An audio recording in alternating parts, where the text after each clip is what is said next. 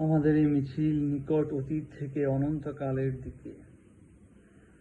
আমরা বদর থেকে উহুদ হয়ে এখানে শত সংঘাতের মধ্যে এই কাফেলা এসে দাঁড়িয়েছি। কে প্রশ্ন করে আমরা কোথায় যাব? আমরা তো বলেছি আমাদের যাত্রা অনন্তকালের। উদয় ও অস্তের ক্লান্তি আমাদের কোনোদিনই বিহ্বল করতে পারেনি। আমাদের দেহ ক্ষত বিক্ষত, আমাদের রক্তে সবুজ হয়ে উঠেছিল মুতার প্রান্তর।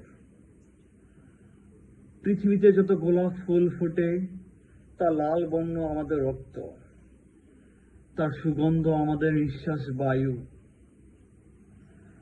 আমাদের হাতে একটি মাত্র গ্রন্থ আল কুরআন। এই পবিত্র গ্রন্থ কোনোদিন কোনো অবস্থায় কোনো তৌহিদবাদীকে থামতে দেয়নি। আমরা কি করে থামি? আমাদের গন্তব্য তো এক সোনার তরণের দিকে, যা ভূপৃষ্ঠে নেই। আমরা আমাদের সঙ্গীদের চেহারার ভিন্নতাকে গ্রাহ্যের মধ্যে আনি না, কারণ আমাদের আত্মার গুঞ্জন হু হু করে বলে, আমরা এক আত্মা, এক প্রাণ। শহীদের চেহারার কোনো ভিন্নতা নেই। আমরা তো শাহাদাতের জন্যই মায়ের উদর থেকে পৃথিবীতে পা রেখেছি। কেউ পাথরে, কেউ তাঁবুর ছায়ায়, কেউ মরুভূমির উষ্ণ বালু কিংবা সবুজ ঘাসের দেশে চলছি।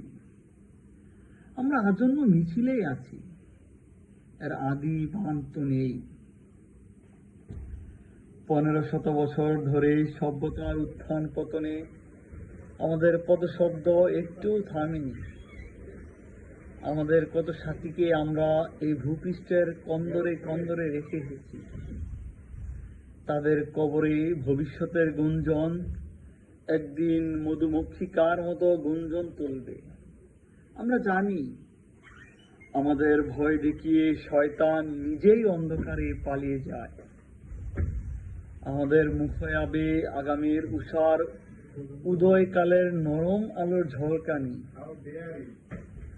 আমাদের মিছিল ভয় ও ধ্বংসের মধ্যে বিশ্রাম নেয়নি, নেবে না। আমাদের পতাকায় কালেমায়ে তৈয়্যিবা।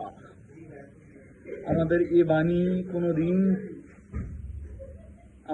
এই বাণী কাউকে কোনোদিন থামতে দেয়নি, আমরাও থামবো না।